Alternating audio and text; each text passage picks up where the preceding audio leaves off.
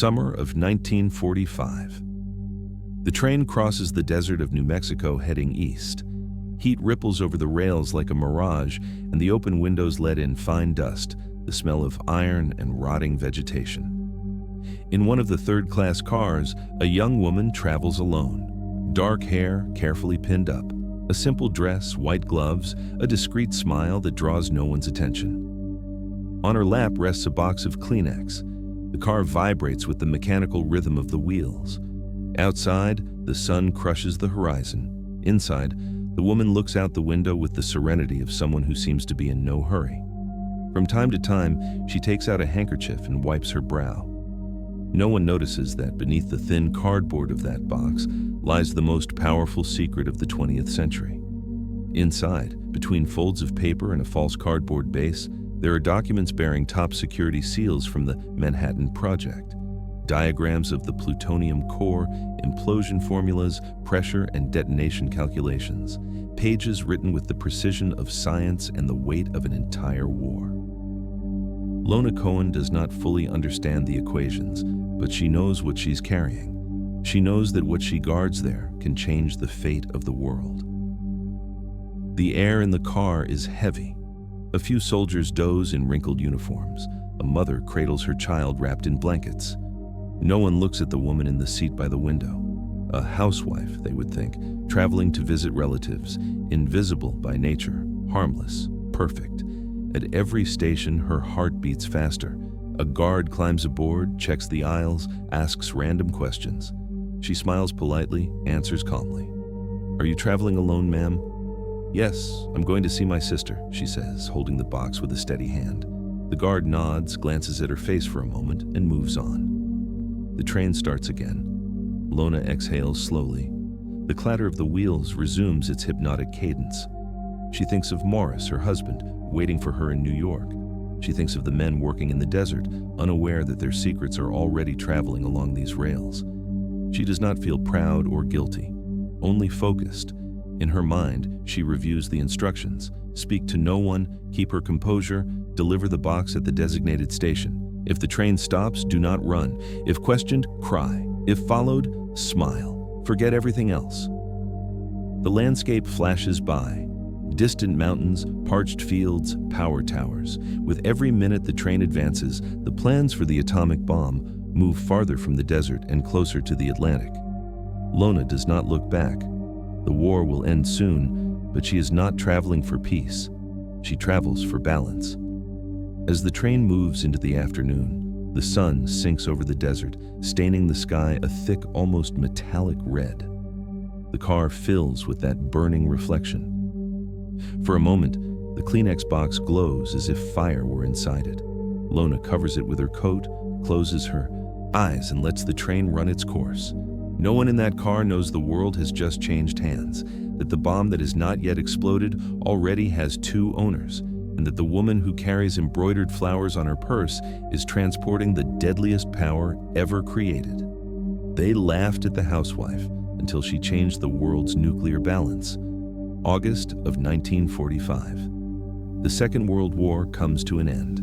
The cities of Europe are gray and silent ruins, those of Asia, dust and smoke.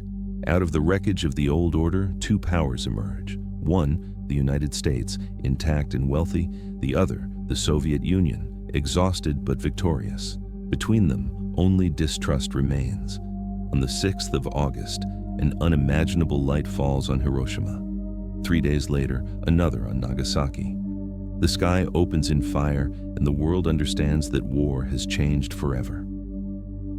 In the Kremlin, the marshals study the reports in disbelief. Photographs of evaporated cities arrive at Joseph Stalin's desk. No one says a word. The silence weighs more than Germany's defeat. News spreads through the granite walls of Soviet power. The Americans possess a weapon no nation can match. Balance is dead. Fear, however, has just been born. A few hours later, Stalin summons his closest circle. Among them is Lavrenti Beria, head of the NKVD, the Soviet secret police. Stalin does not raise his voice. He doesn't need to. "Bring us the bomb," he says, "before they use it against us." The words are an order and a sentence. Beria nods and summons his men. Within days, an operation begins that does not appear in the history books, the hunt for the atomic secret. Not by conquest, but by imitation. If the United States had achieved the impossible, the Soviet Union had to achieve it too, at any cost. But the Soviet Union does not have the luxury of time. It cannot build from scratch. It needs eyes inside the enemy. The NKVD creates a special division dedicated to obtaining scientific and military information. Its code name, Department S. Its task, penetrate the laboratories, universities, and companies linked to the mysterious Manhattan Project, about which only rumors are known. In Washington, the project's physicists are still celebrating the technical success of the first detonation at Alamogordo. They believe they are working to secure peace. They do not know that their own work has already begun to leak, line by line, through an invisible network that crosses oceans. In Moscow, a group of agents listens to the initial orders. They are few, discreet, without uniforms or medals. They will not use weapons nor command armies. Their battlefield will be silence. Their objective, the plans for the most powerful weapon ever created by human beings. A war is born without fronts, without trenches, and without generals. A war waged in envelopes, briefcases, and codes. A war where victories leave no rubble, only sealed files. In Beria's office, a world map hangs on the wall. On it, a single point of light marks the American Southwest, the heart of the American secret. The official leans over the map and murmurs, "That is where the fire is born, and that is where we will go to find it." Meanwhile, thousands of miles away, in a modest apartment in the Bronx, a woman makes coffee. She does not know it yet, but soon she will become part of that invisible war, a war that will never be officially declared, but that will decide the fate of the planet. New York, 1941. The war has not yet reached American soil, but the country pulses with anxiety. Factories work at full capacity, newspapers speak of Europe in ruins, and Roosevelt's speeches sound on every radio. In the Bronx, in a modest dark brick building, a married couple leads an uneventful life. They are the Cohens, Morris and Lona. Lona, the daughter of Polish immigrants, was born into a working-class family. From a young age, she learned to work, to move among numbers and invoices, to survive without complaint.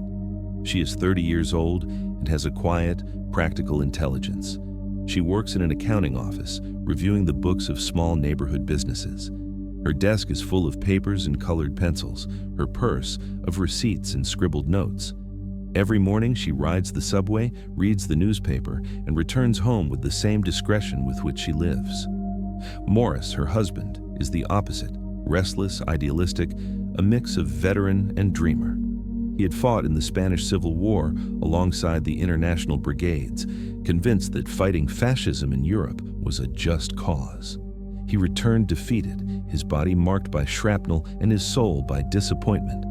The world, to him, was a chessboard where power always played the wrong pieces. Their apartment is small but full of life. The walls are covered with history books, political pamphlets, newspaper clippings, and an old typewriter. In the kitchen, a framed portrait of the International Brigades hangs beside the calendar. Evenings pass with the radio on and the smell of stale coffee filling the air. They are not banner-waving revolutionaries. They do not attend demonstrations. They do not wave flags. They are quiet believers, faithful to an idea more than to an organization. For them, communism is not a slogan. It is an answer to hunger, to unemployment, to the arrogance of the powerful. Morris sums it up in one sentence: the system is broken and someone has to fix it. In the neighborhood, the Cohens go unnoticed. Sometimes they host small political discussions with friends from the party, but nothing that draws attention. They talk about the war, the price of bread, racism, and the unions. Their neighbors see them as a cultured, reserved couple with more books than furniture. Yet beneath that simple routine, something sets them apart. They have a patience that seems calculated, a calm bordering on coldness. They do not argue. They do not contradict each other. They do not improvise. They live with a silent discipline, as if they were waiting for something they cannot name. One winter night, as snow covers the streets of the Bronx, Lona switches off the radio after Roosevelt's speech. In the apartment's darkness, Morris lights a cigarette and murmurs, "They say we fight for freedom." Lona looks at him, tired. "And you don't believe in that?" He smiles bitterly. "I believe in freedom, just not in the one who doles it out." She does not answer. She stands, straightens some papers, and both remain silent. In that quiet, there is more than routine. There is the sense of being on the cusp of change, that the outside world will soon knock at their door. The war advances, countries divide, secrets become currency. In New York, foreign spies begin to move as naturally as merchants or diplomats, and among them, without knowing it yet, are the Cohens. They live surrounded by books, pamphlets, and shared silences. They are neither heroes nor villains, only believers seeking justice in a collapsing world. But history, silently, is already watching them. In the spring of 1942, when the United States has just officially entered the war, the Cohens keep their routine in the Bronx. They work, read the papers, comment on the Red Army's victories with a mix of relief and admiration. Outside, the country prepares for sacrifice. War bonds, patriotic posters, factories full of workers. Inside their apartment, faith in communism remains intact, but it no longer has direction. One afternoon, a party acquaintance invites them to a private meeting at a downtown cafe. "It's someone who might interest you," he says. They accept without thinking too much. There, amid cigarette smoke and the clatter of streetcars, they meet Jacob Golos. He's a man of about 50, with a friendly face and tired eyes. He speaks in a calm voice without a marked accent. He dresses well, without ostentation. Lona later remembers him as someone who did not seem dangerous, yet conveyed a quiet authority. Golos does not need to convince them of anything. He only asks questions. He asks about the war, about the country's injustices, about the fear they feel watching fascism grow. He listens more than he speaks. After a while, his tone changes. He tells them that there are people around the world working to keep any single nation from controlling the future. That justice is not won with speeches, but with balance. The United States is fighting Hitler, he says, but when the war ends, who will stop the United States? Morris looks at him in silence. Lona crosses her arms. She feels curiosity, not danger. Golos does not mention the NKVD or Soviet communism. He speaks of cooperation, of shared information, of global responsibility. The world needs balance, he repeats. If a single power controls science, the rest will kneel. We don't want to betray our citoyen country, Lona says firmly. Golos barely smiles. You won't. You'll help make sure no country destroys the other. The sentence hangs between them. It does not sound like a proposal for espionage, but like a moral mission. Golos stands, pays the bill, and bids farewell with a handshake. If you decide to help, I'll know how to find you. For days, the subject does not come up again, but the silence between Lona and Morris grows denser. He reads newspaper headlines, battles, advances, bombs, and lets slip a phrase. What if he's right? She does not answer, but that night she takes longer than usual to turn off the light. Weeks later, an envelope with no return address arrives in their mailbox. Inside, there's an address, a time, and a false pair of names. Peter and Helen. They do not need to discuss it. They know the decision has already been made. That night, the Cohens cross an invisible line, not for money nor for ambition, but for faith. To them, the world is not divided between patriots and traitors, but between those who act and those who watch. And although they do not know it yet, their faith, sincere, quiet, dangerous, will carry them farther than they ever imagined. The Cohens' apartment changed little by little. The book stayed in place, the framed photos remained on the walls, and the kettle still whistled every afternoon at the same hour. But beneath that domestic appearance, unsealed envelopes began to arrive, messages in invisible ink, objects that seemed trivial and yet weighed more than any weapon. The NKVD assigned them an instructor. They never learned his real name. Lona knew him only as Victor, a thin man in a gray suit with a European accent hard to place. He was methodical and cold. He taught them that discretion was not hiding, but not attracting attention. "The best spy," he said, "is the one no one remembers having seen." Training did not take place in secret bases, but in the most ordinary places: cafes, libraries, parks. There, Lona learned to pass envelopes from hand to hand without anyone noticing the gesture, to change direction 3 times before stopping, to use shop windows to watch without being watched. Every movement had a purpose, every step an alternative story. She also learned the art of patience. Messages were encoded on microfilm, rolled inside pencils, or hidden in a coat's seams. Texts were written with ink that appeared only with heat, and contacts were made in places where the noise of the crowd erased words. Names were replaced by codes. Lona Cohen ceased to be Lona and became Leslie, another shadow in the inventory of Soviet espionage. Her appearance became her best camouflage. She did not need disguises or exotic names. Her friendly smile, her New York accent, her proper hairstyle were enough. She could move among housewives, shop clerks, and office workers without arousing suspicion. Men underestimated her by instinct. Women ignored her by habit. That invisibility became her greatest advantage. Meanwhile, Morris worked among labor and union circles, locating communist sympathizers, workers in arms factories, couriers willing to carry small packages without asking questions. It was his way of building a network that, little by little, stretched from New York to Los Alamos. At night, when they drew the curtains, they practiced security protocols. Morris dictated code names. Lona memorized them without writing. They reviewed schedules, coincidences, signals. If a message had to be delivered, she would do it. Her calm and ordinary face were the operation's insurance. At local Communist Party meetings, Lona still attended as always. She baked cookies for the gatherings, smiled at neighbors, listened to the idealistic speeches of young militants who dreamed of a fairer world. No one imagined that the woman who took note of dues or neighborhood volunteers also carried, stitched into her dress lining, a microfilm listing American scientists linked to the most secret project in the country. Over time, Lona began to understand that espionage was not a matter of constant danger, but of perfect routine. Her job was not to stand out, not to be remembered, not to leave traces. It was, essentially, learning to disappear. Sometimes, when she was alone, she thought about what she was doing. She did not see it as treason, but as balance. She believed that if both sides had the same information, neither would dare use it. In her mind, espionage was an act of peace disguised as a crime. Thus, the woman whom neighbors knew as a kind bookkeeper became a piece in an invisible network.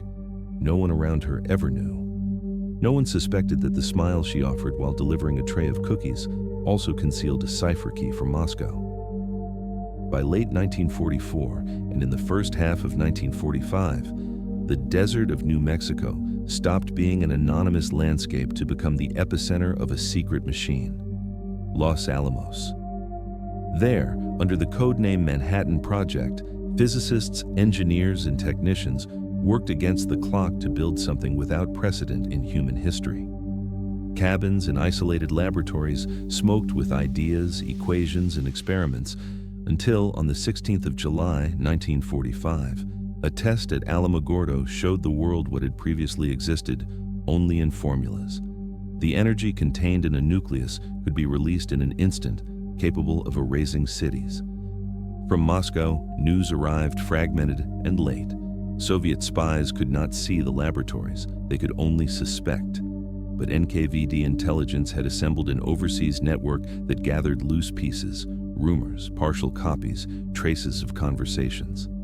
Among the names that began to form a secret jigsaw were Klaus Fuchs, the physicist who worked on the project and leaked calculations; Theodore Hall, a young Los Alamos talent with convictions of his own; and David Greenglass, a worker at the complex who, by trade and proximity, could obtain blueprints and descriptions of mechanisms.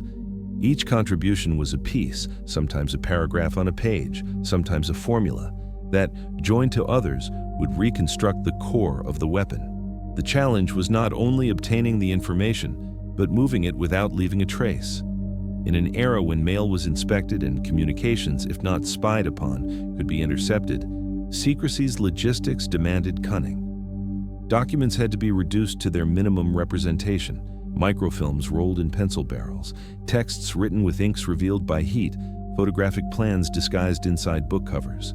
And more importantly, they needed hands no one would look at with suspicion. That was what the Cohens were for.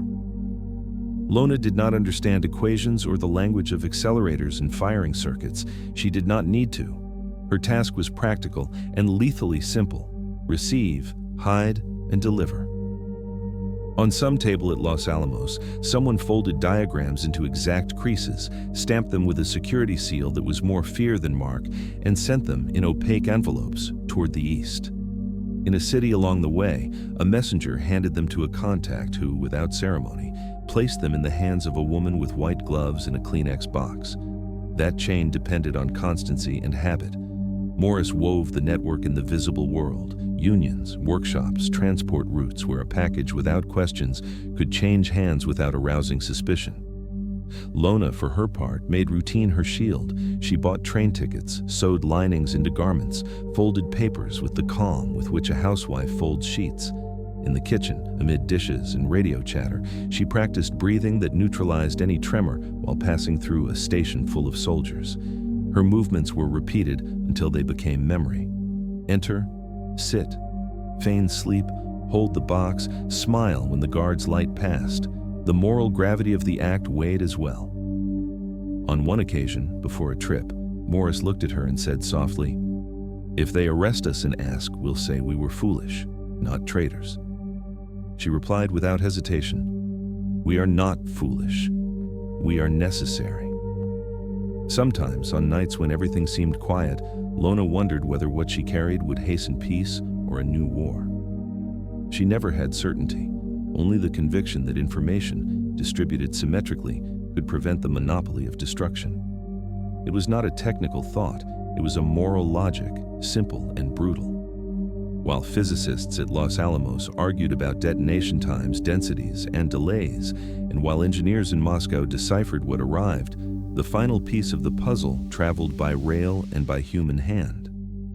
Every plan that crossed the country inside a box of tissues drew closer to rooms where new eyes would read it, new calculators would transform it, and secret factories would turn it into tests. Information had ceased to be mere knowledge. It had become strategic, capital. The risk was not only prison. It was the weight of knowing that a mistake could change the lives of millions. That is why the operation worked with a mix of discipline and banality. The Cohens acted like any neighbor until banality ended at a station and discipline took the form of a box on a lap. Lona did not know how an implosion system worked, but she understood that her decision to keep silent and move that cargo calmly could mean the difference between a world with balance or none. In those critical weeks of 1944-1945, while scientists and generals mapped a new era, an invisible network made of trust and routine began turning rumors into knowledge. When the plans finally reached Soviet hands and Moscow's engineers examined them with furrowed brows, they hardly imagined who had carried those papers from one end of the continent to the other, a woman with white gloves sitting by a window, watching the desert recede. July of 1945. The air still hums with the electricity of a war nearing its end. In the laboratories of Los Alamos, the physicists celebrate the imminence of an experiment they believe decisive. At the same time, in the shadows of Albuquerque, another kind of preparation is underway. Lona Cohen arrives on a passenger train with a cheap ticket and a simple story: visiting family. No one awaits her on the platform. No one follows her. She checks into a small hotel near the station. The heat is stifling. Curtains cling to the glass and dust covers everything. The next morning, she receives a note slipped under the door. Room 212, at 5. No signature. When she goes up, the room smells of tobacco and freshly printed paper.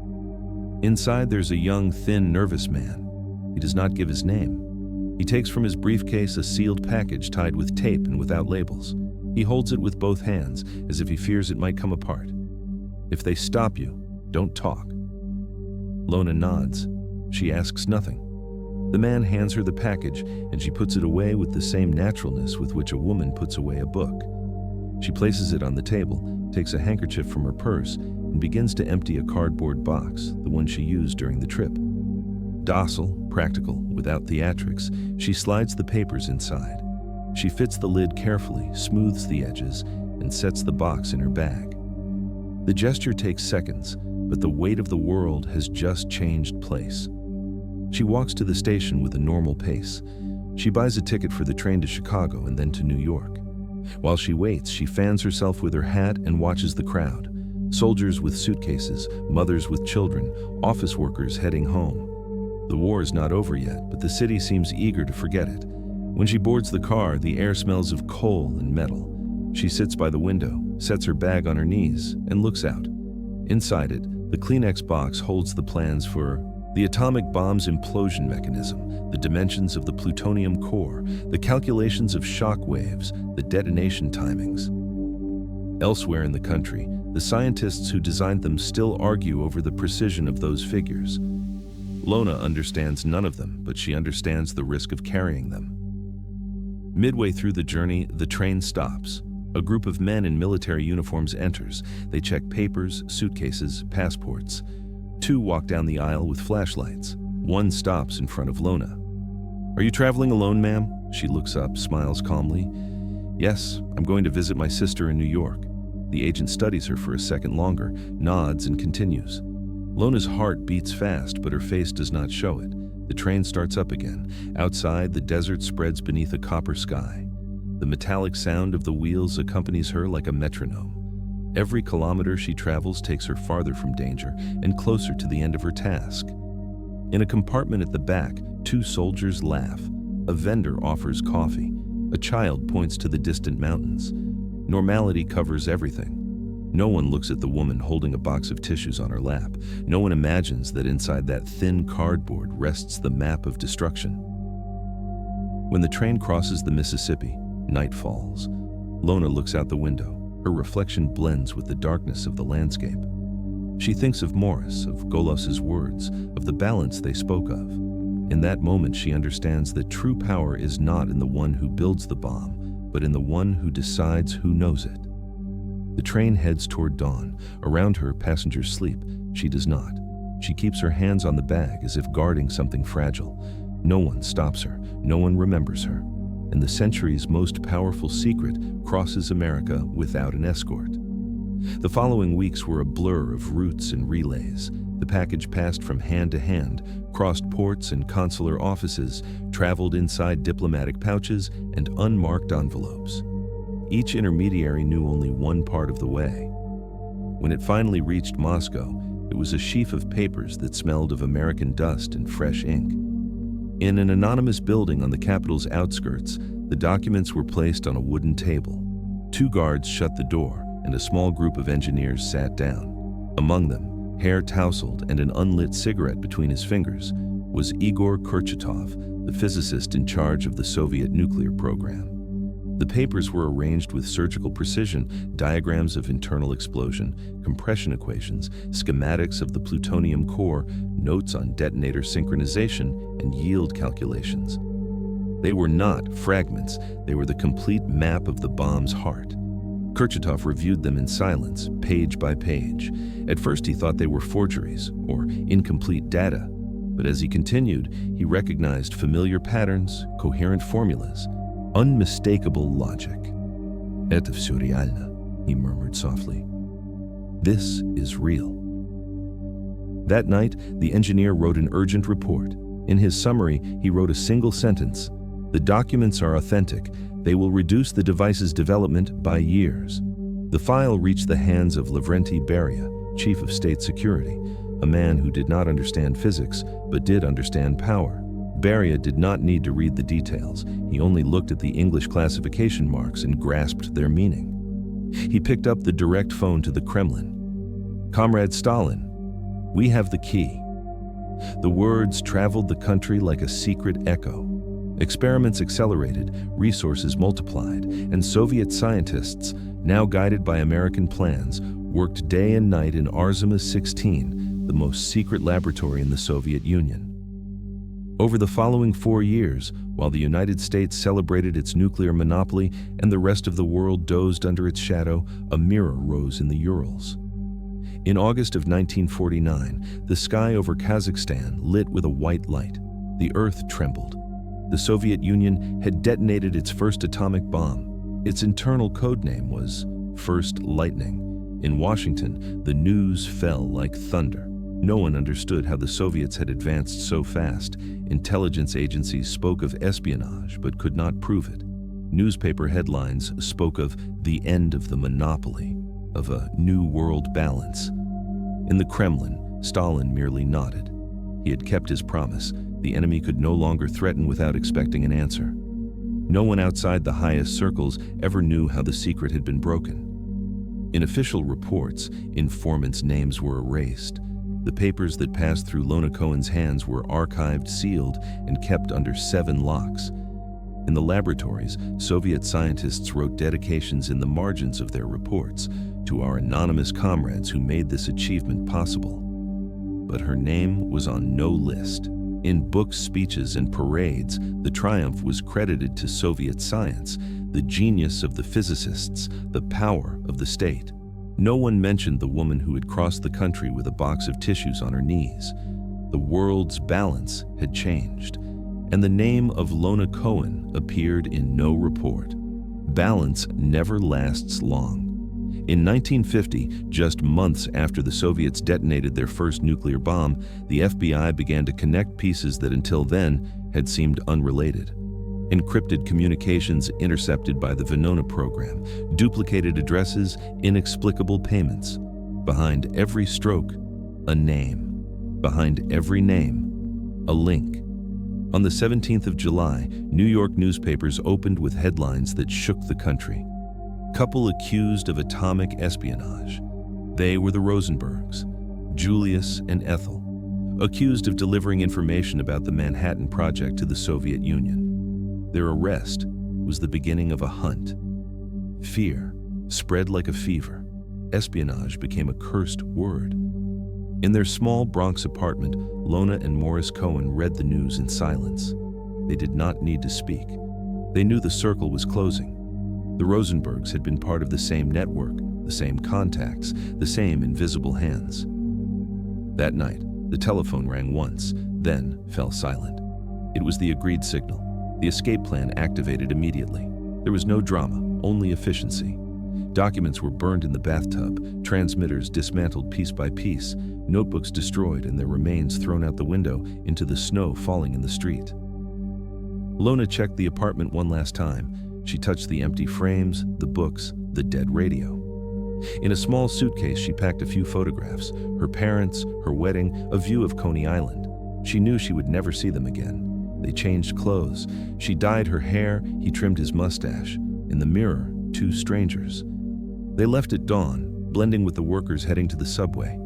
They took a train south. No conversation, no out-of-place gesture. Only the metallic noise of the wheels marking the distance between them and the country they were leaving behind. The border with Mexico met them in heat and dust. They presented themselves as tourists, Peter and Helen Kroger, dealers in rare books. The false passports bore authentic stamps, the product of a network as old as theirs. The customs officer barely looked at them. He stamped the documents and waved them through with a tired smile. When the train crossed the bridge over the Rio Grande, Lona took a deep breath for the first time in days. She looked out the window and saw the water's reflection running under the planks. The feeling was strange, relief and loss at once. Behind them lay her name, her accent, her country. In Mexico, they settled in a modest apartment in the Roma neighborhood. They changed money for pesos, learned basic phrases in Spanish, disappeared. To the FBI, the Cohens had vanished from the map. In official reports, their trail ended in New York, possibly outside the country. No one knew that across the border, they continued serving the same master. At night, while they listened to the distant sounds of the city, music, voices, engines, Morris typed on a borrowed machine, and Lona filed each page in a nameless folder.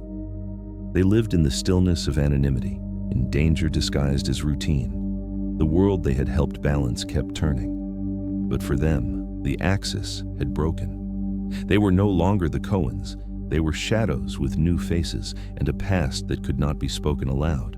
Lona looked at the streets from the balcony, the hot air, the street vendors, life carrying on. Sometimes she thought of the hands that had touched the Kleenex box and how something so small had changed the course of history. Now, in another country and with another name, she had only silence left. Silence and the certainty that she could never again be who she had been. Mexico City, 1951. The sun beats down on zinc roofs and colonial facades. Traffic noise rises from the avenues and mixes with the vendors' calls. In the crowd, a couple walks hand in hand, discreet, invisible.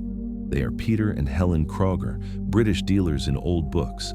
No one suspects that beneath those false names live Morris and Lona Cohen, the same people the FBI quietly seeks north of the border. Their apartment is in the Roman neighborhood, on a tree-lined street where jacarandas drop violet blossoms on parked cars. The facade is simple, nothing to distinguish it. Inside, life divides into two rhythms, that of normality and that of vigilance. In the morning, Helen, Lona, goes to the market, chats with neighbors, greets the doorkeeper. In the afternoon, Peter reviews papers on an improvised table or tends to supposed clients looking for rare books. None of those books is actually for sale. Beneath the covers are hollow compartments, rolls of film, coded messages on photographic paper. They work for Moscow, but not for heroism or reward.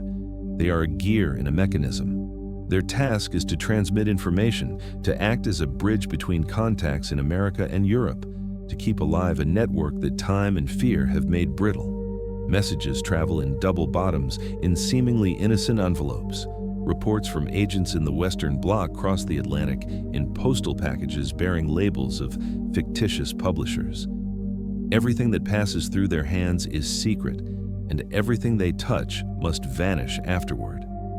At first glance, they seem dull. They talk to neighbors about the weather, sometimes attend mass, drink coffee on the terrace at Sanborn's on Insurgents. They smile when someone asks about their country. England, Lona answers with an invented accent. People nod, convinced. No one imagines that every word has been rehearsed. At night, the apartment transforms. Curtains close, fans are switched off, and on the dining table appear the tools of the other trade: a white lamp, a shortwave transmitter, sheets with numeric keys. Lona adjusts the dials while Morris decodes messages. The two work in silence, with the precision of those who know a mistake could cost them their lives. Sometimes, when they finish, they sit by the open window. The city still lives outside, oblivious to them. Cars pass, bars close, the air smells of gasoline and night. In those moments, the distance between what they were and what they are seems wider than the ocean separating them from their country. One night, while a waltz plays on a local station, Morris breaks the silence. "Do you regret it?" he asks without looking at her. Lona snubs out the cigarette, lets the ash fall into an empty glass. "Only if one day they forget why we did it." He nods slowly. Neither of them speaks again. They know memory is also a form of loyalty. Time in Mexico dissolves into a taut calm. Every dawn brings the relief of remaining free and the fear of being discovered. Letters from Moscow arrive sporadically, with vague orders and chilly congratulations. They always repeat the same phrase: maintain discretion. Balance depends on silence. And silence is what the Cohens, now the Krogers, know how to maintain to perfection. At the beginning of the 1960s, the wind of the Cold War blew hard over Europe. The Cuban Revolution had changed the board, and the powers now played with subtler, quieter strategies.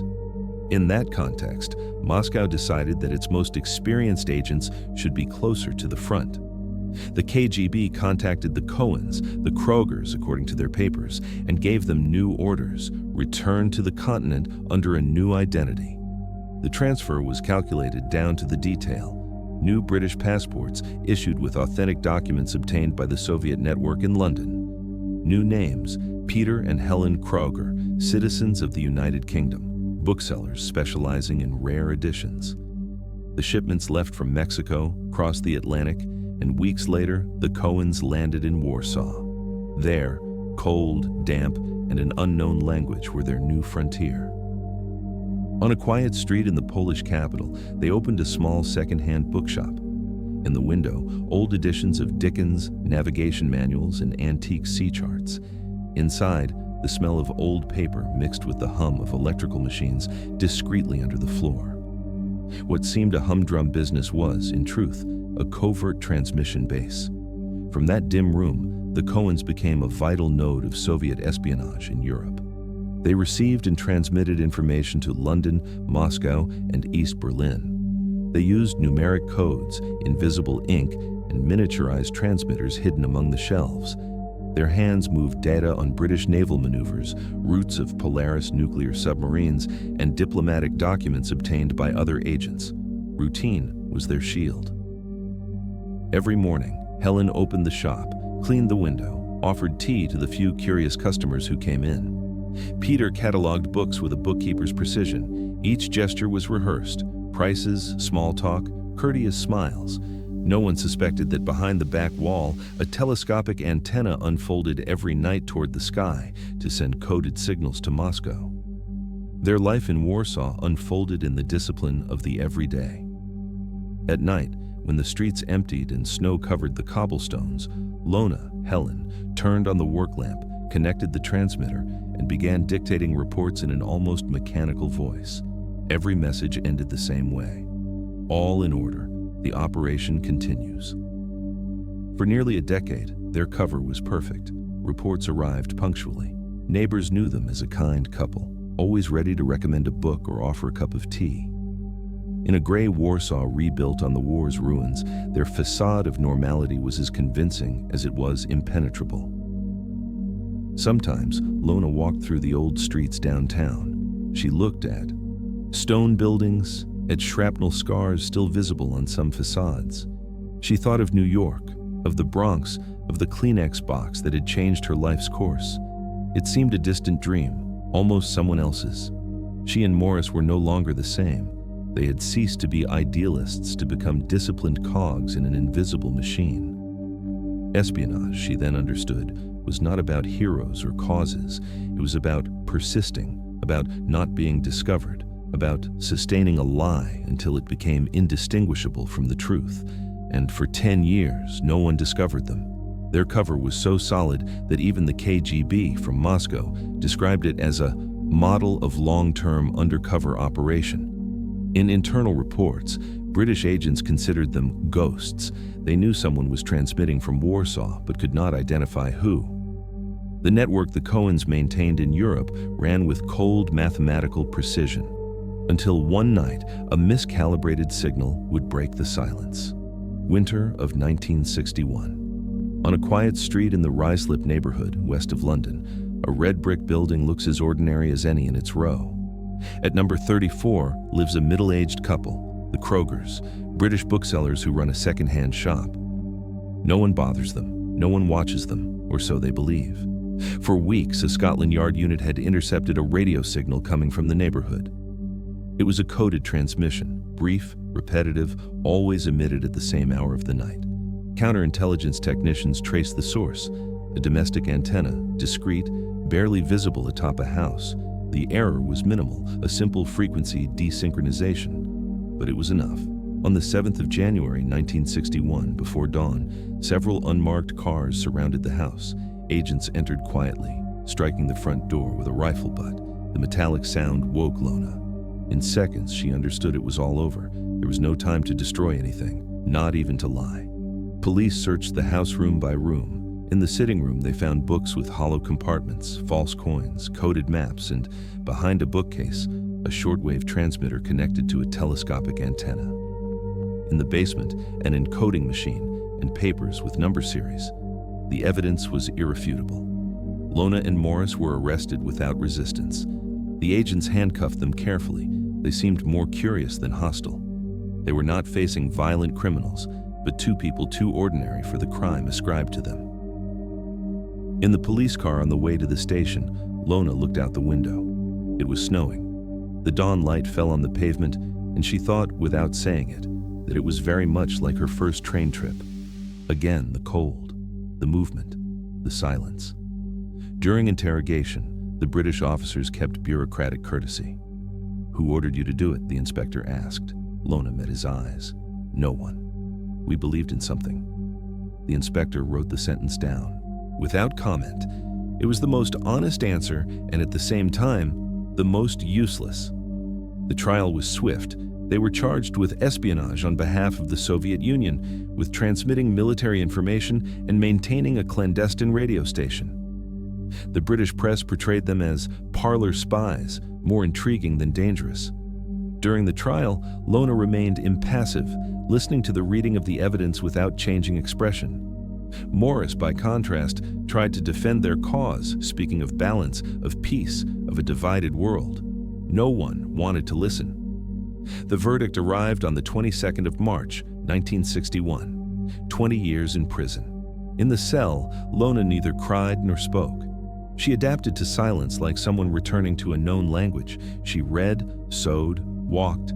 For her, prison was not punishment, it was the last room of her long clandestinity. They served 8 years. In 1969, when tensions between the powers began to ease, they were included in a diplomatic exchange. Moscow offered a British spy captured on Soviet soil in exchange for the Krogers. The agreement was signed discreetly. No one mentioned them in the newspapers. On the day of the swap, a plane took off from London with 2 tired-looking passengers. Upon landing in Moscow, a KGB official received them with flowers and decorations that gleamed under the gray sky. Morris barely smiled. Lona held the flowers on her lap. No one spoke during the drive to the hotel.